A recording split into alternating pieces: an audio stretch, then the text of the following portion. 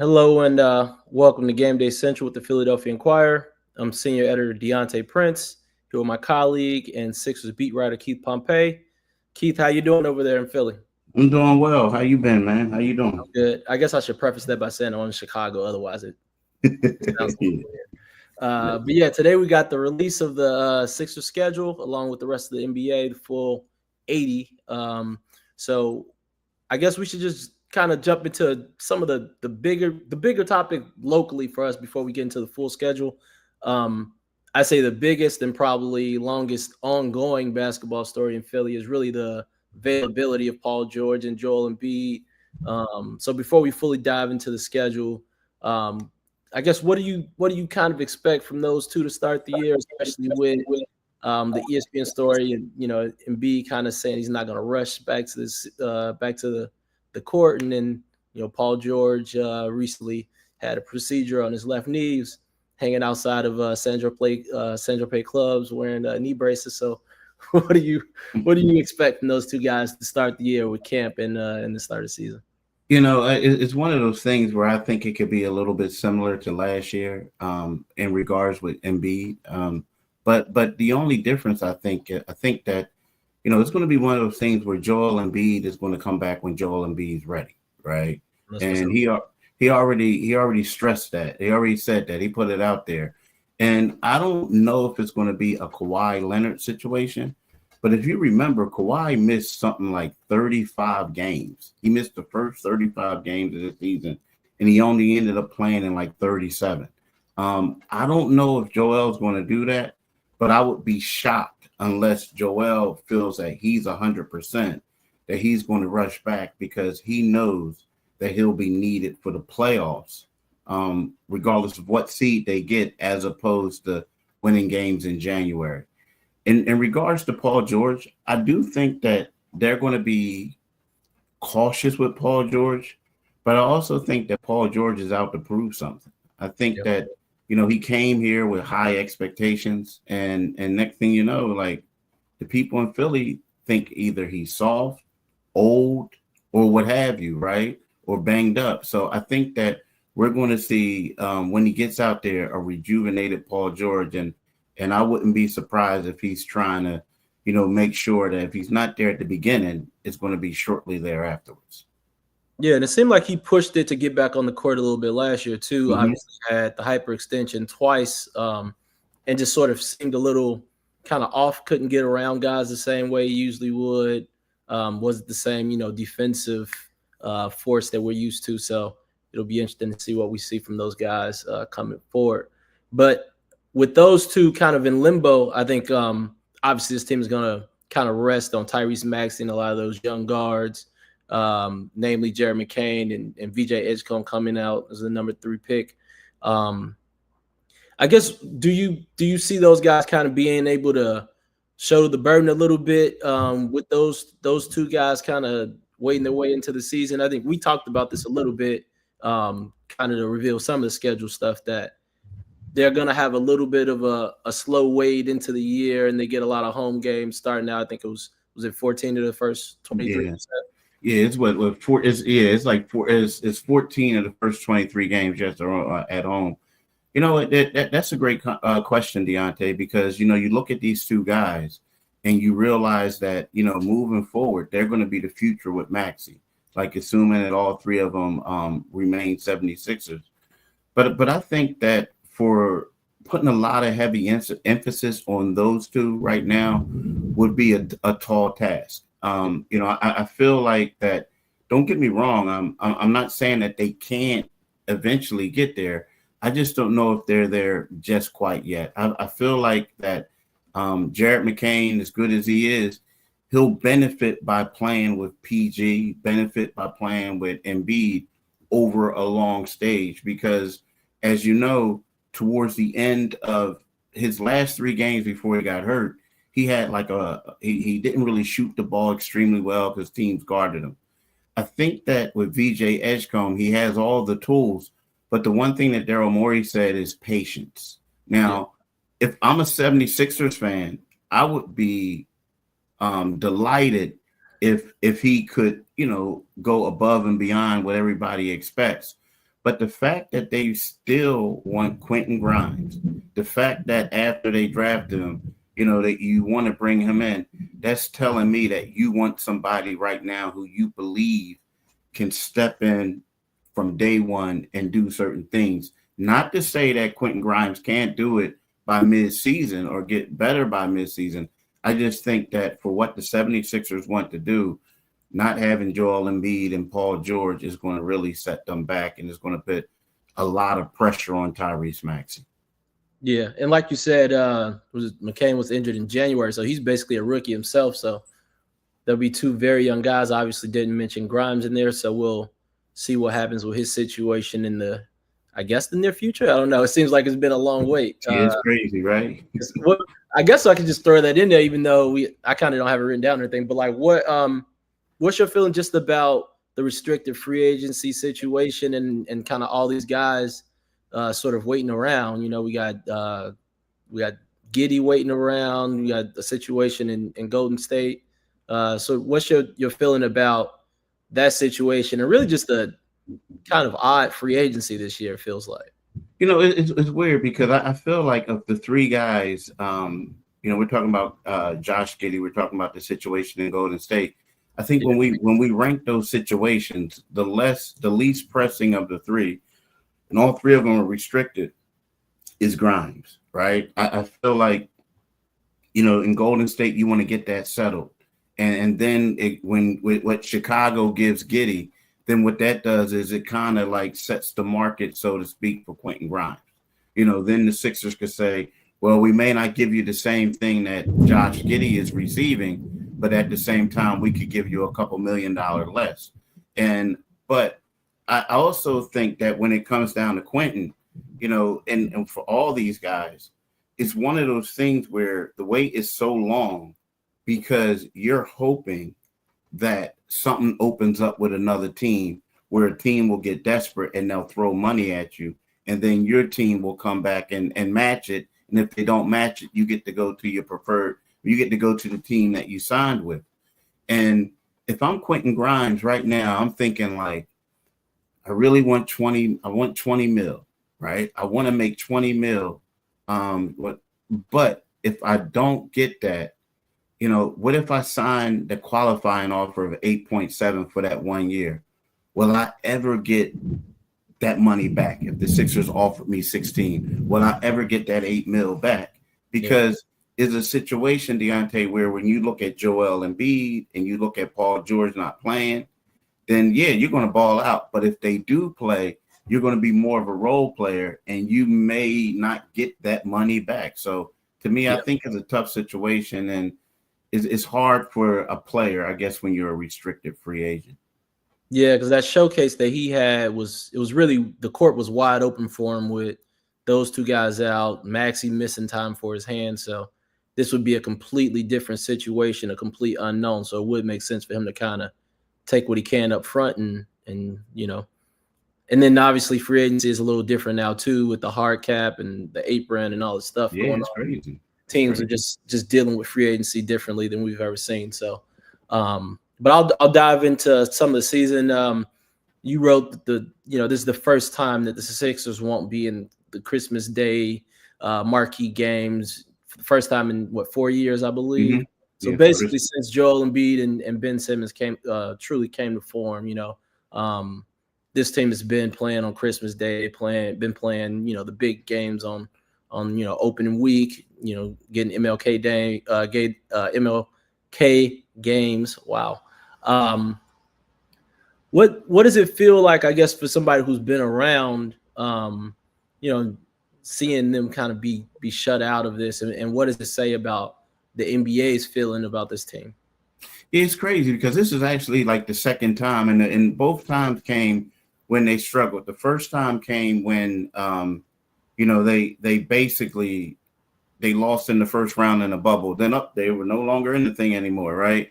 So it's like, to me, I look at it where what it says to me about the Sixers this time is that the league and the powers that be at ESPN and NBC and Prime and whatnot, I think they look at the Sixers and say, we really can't depend on Joel Embiid and Paul George right now.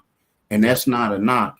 It's just that there's so much uncertainty right now to where they're looking at it like, if they're good, then maybe later on. But right about now, we can't like set up a game, especially on Christmas, and no one's watching it because of that. Because when we look at last year, you remember like the latter stage of the season, it was like they had some national TV games, and ESPN was in town. It was the Tank Bowl.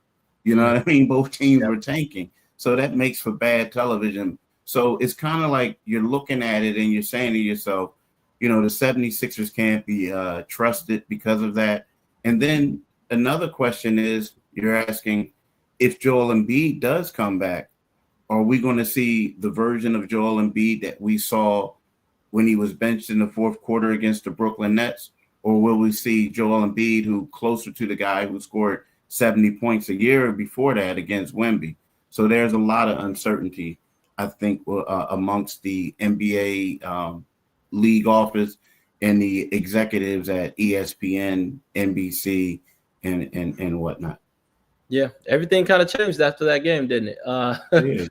That game must have taken a lot out of him. And it also, I mean, I guess you can't have, you know, the reel and the commercials setting up the game with Paul George and Joel Embiid, and then, you know, neither guy shows up in the game. So I guess I'll get to a little bit of the NBA Cup, which was revealed on Wednesday. The Sixers will be grouped with Boston, Detroit, Orlando, and Brooklyn. And I think that you wrote that this was all kind of put together based on their performance from last year.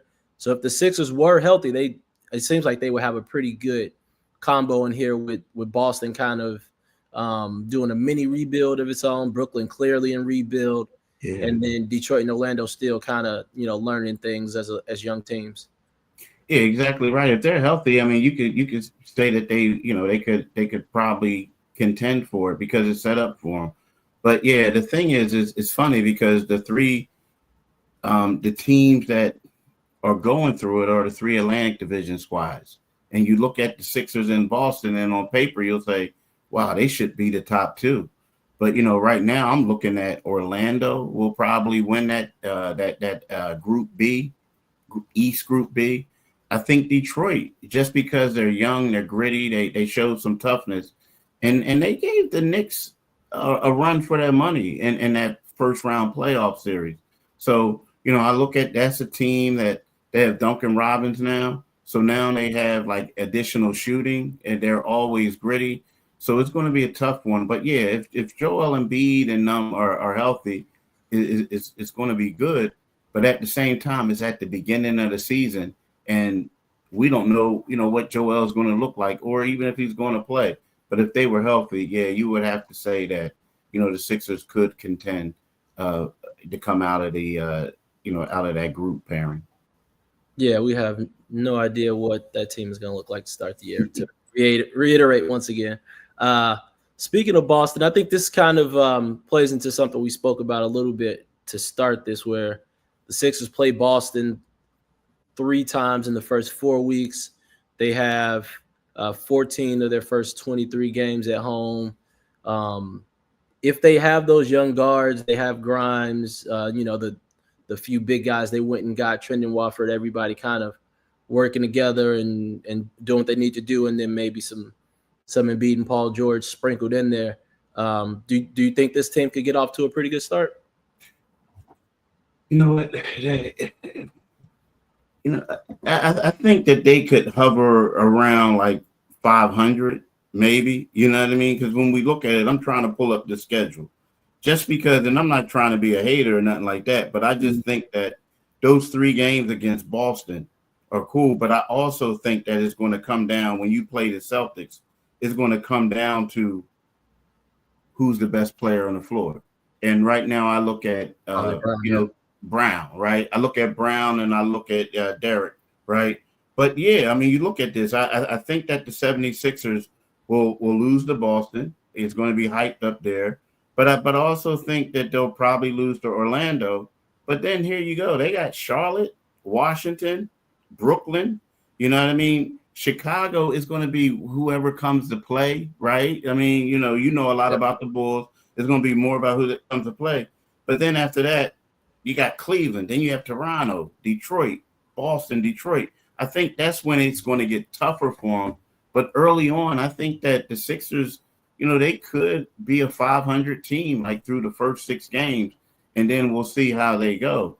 But I just think like when they go to Detroit, now maybe Detroit could sleep on them, but at the same time, I do think that we're talking about playing younger teams who have a lot of energy and other teams that know that we got to get out of the gate right now. So, but again, the wild card, like you said, Trendon Watford, if he can do what he did in Brooklyn, and this is probably going to be, even though the Sixers are struggling, the best team that he's been on with the highest expectations.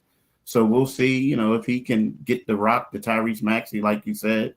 We'll see if Jabari Walker, and who I think could be a wild card, we'll see like what he can do. But but after that stretch, I think it's going to get tough for the 76ers, though. I do. Yeah. You talked about the East a little bit just there. I mean, obviously a lot has changed from last year. You alluded to Detroit losing a key player. Dame has suffered an Achilles injury and is now in Portland. We got the Tatum situation in Boston, Tyrese Halliburton, Achilles injury. Like this conference is really going to look, and that's not stating the obvious with the Sixers in terms of their injury situation. This conference is really wide open, it feels like, and maybe one of those young teams with that energy get a nice opportunity this year, a la OKC last year and everything, kind of having their turn at the top, whether that's in the Eastern Conference Finals or the Finals or whatever, coming maybe a little bit sooner than we think. What do you think about the East in general and just kind of how different it feels than it did last year, where we supposedly had all these kind of veteran titans hanging around, and now it's a little different? It's crazy, right? Because it's kind of like the teams who are pretty good now in the East are, I'm just talking about ahead of the Sixers, are Detroit and Orlando. And you remember 2 years ago, Detroit was horrible. Like they were like the laughing stock of the league. And it wasn't too long before that the same thing was about with Orlando. But both teams did good in the draft. They both made some pretty good free agent acquisitions. And I feel like they're good. The team that I'm the most intrigued by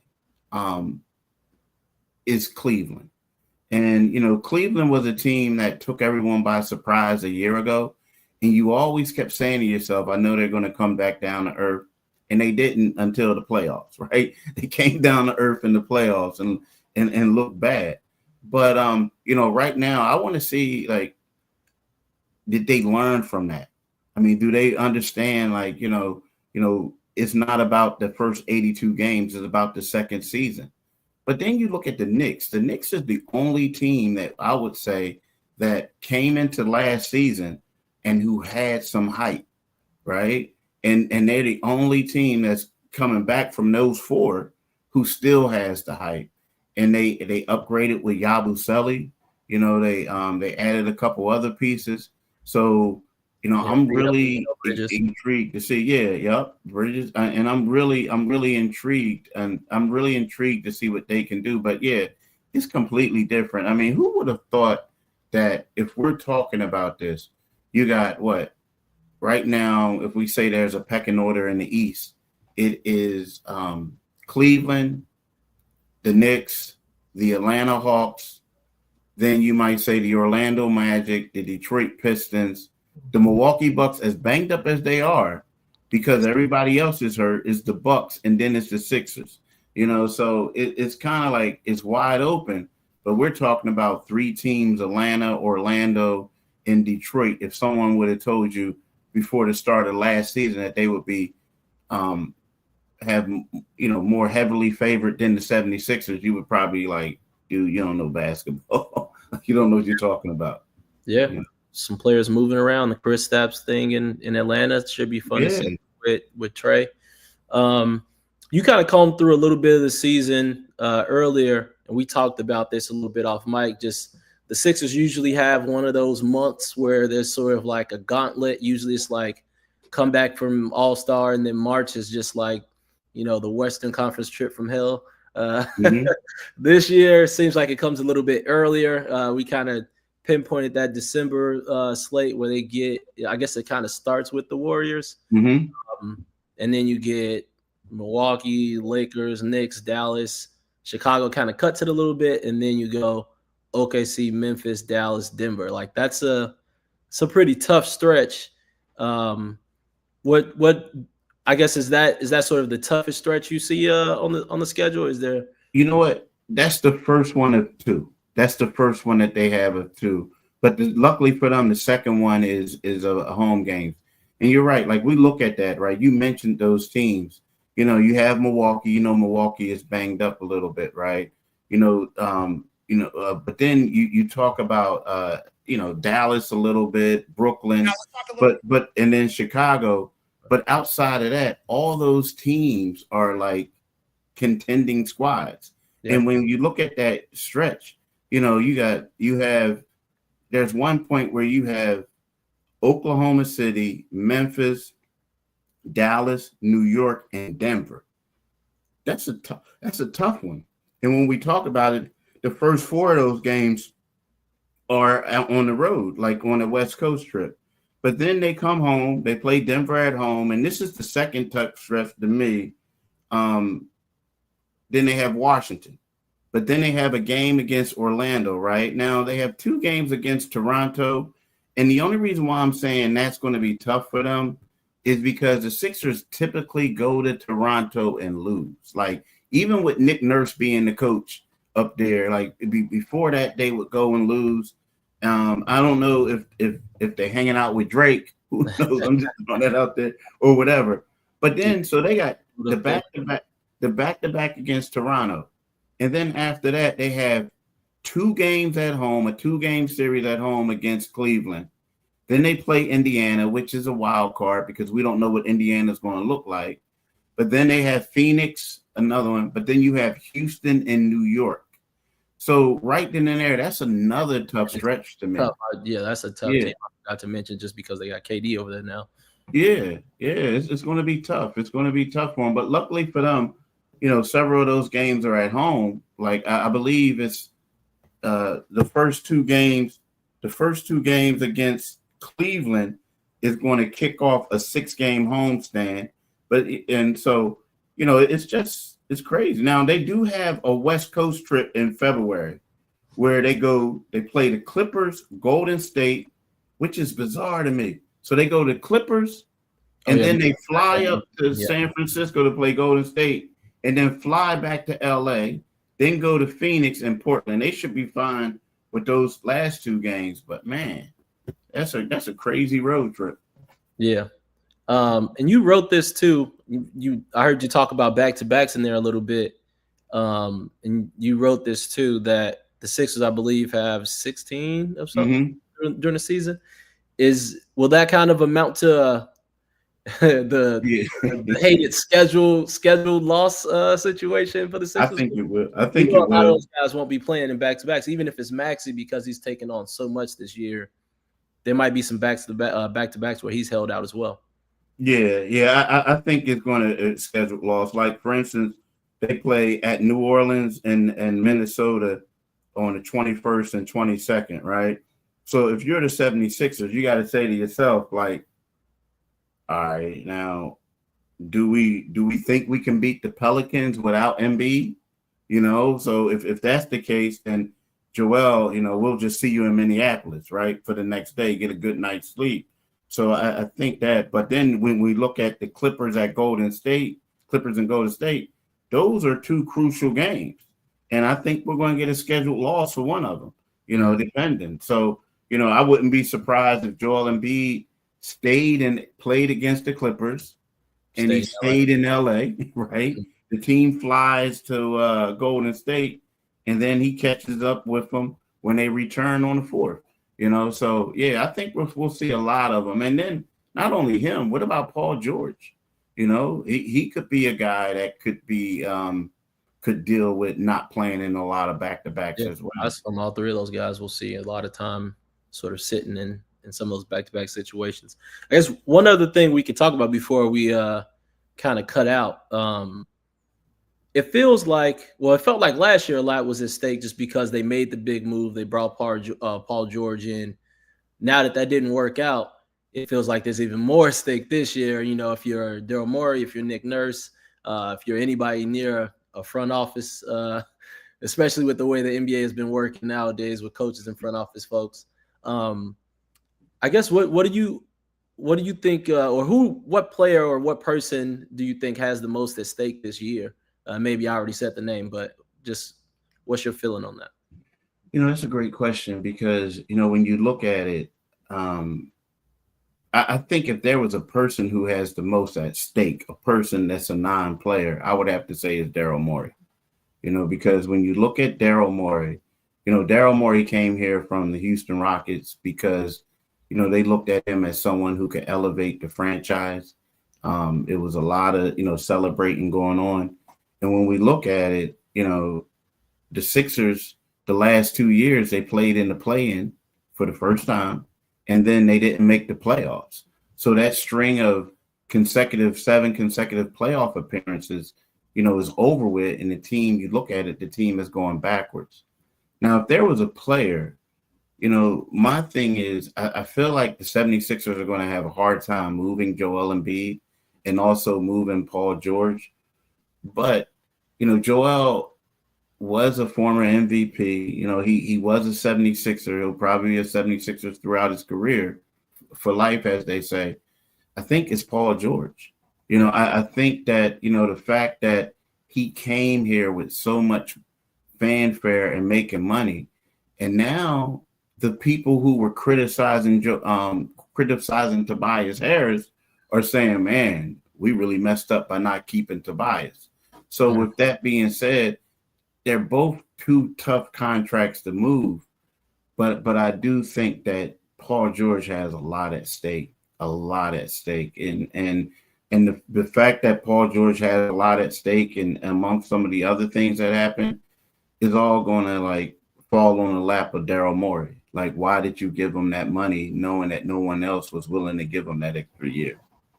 Yeah, I guess that's the only way you could have got him at that point. He was coming off, True. I mean, one of his best seasons. Yeah, but maybe there was something LA knew that, you know, folks in Philly might not have.